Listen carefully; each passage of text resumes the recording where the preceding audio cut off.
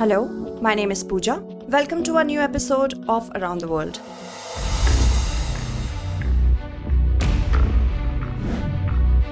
We have often witnessed that the motive behind the flare-up of public opinion in a country was to overthrow the ruling dispensation. The recent turmoil in Sri Lanka is such an example.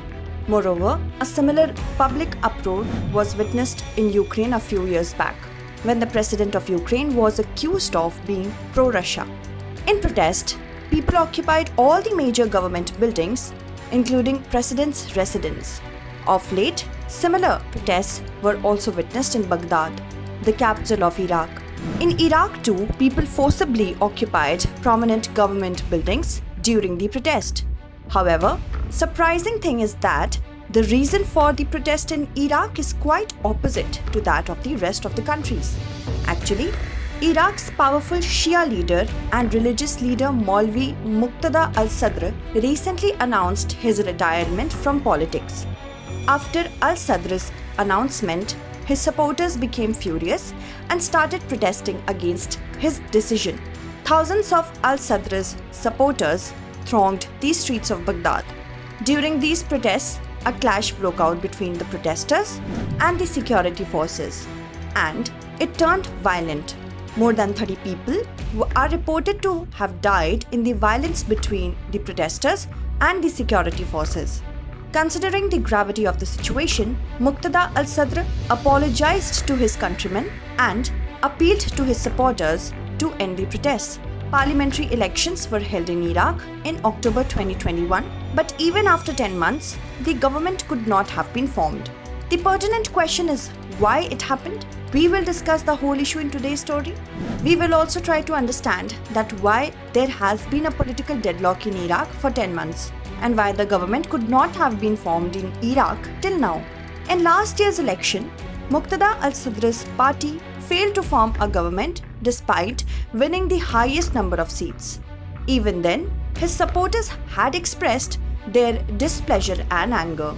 Actually, parliamentary elections were held in Iraq in October 2021. In these elections, Muqtada al-Sadr's party emerged as the largest party by winning 73 seats. Muhammad al-Halbosi's party emerged as the second largest party by winning 38 seats. There are a total of 329 parliamentary seats in Iraq and 165 seats are required to form the government. However, the government could not be formed due to Maulana Sadr's refusal to work with other parties. For the last 10 months, the president and the prime minister could not have been elected, which has culminated in a political deadlock.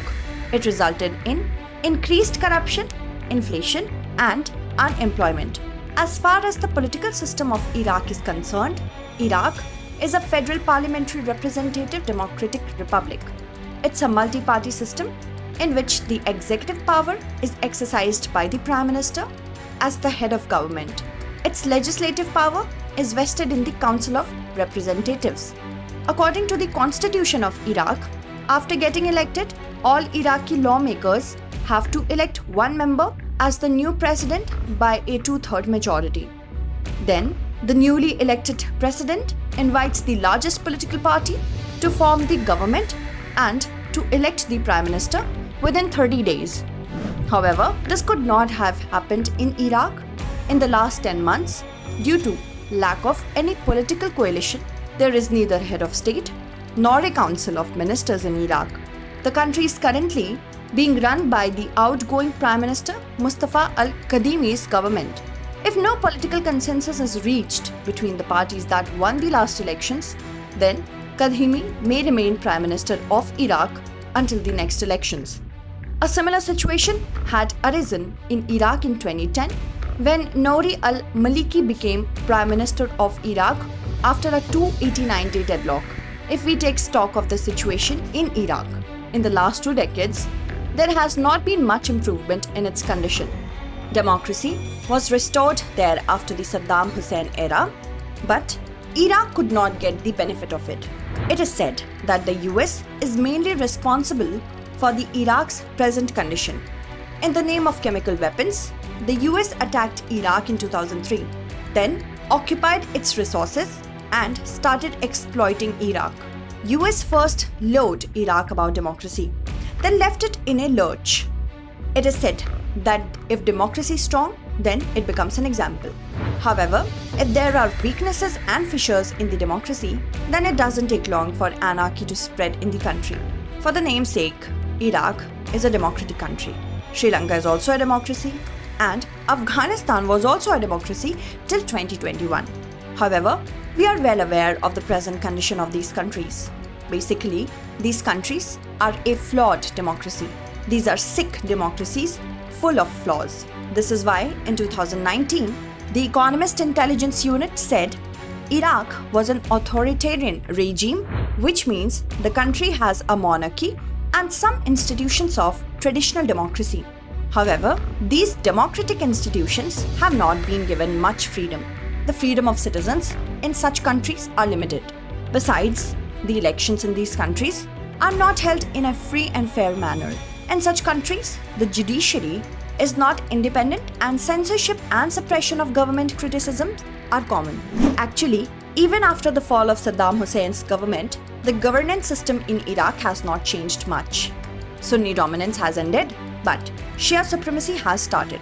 Even after Saddam Hussein, power sharing in Iraq is based on communal and ethnic lines. Muqtada al-Sadr is also a Shia leader.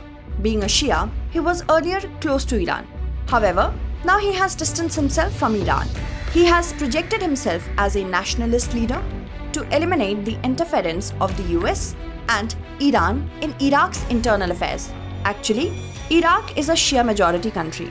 There are 64% Shia Muslims and 34% Sunni Muslims in Iraq.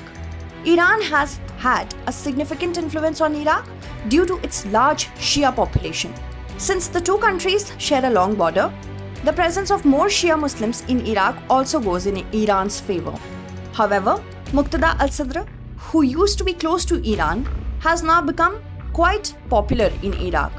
Despite being the single largest party, he did not form alliances with other parties to form the government because he considers that those parties are backed by Iran.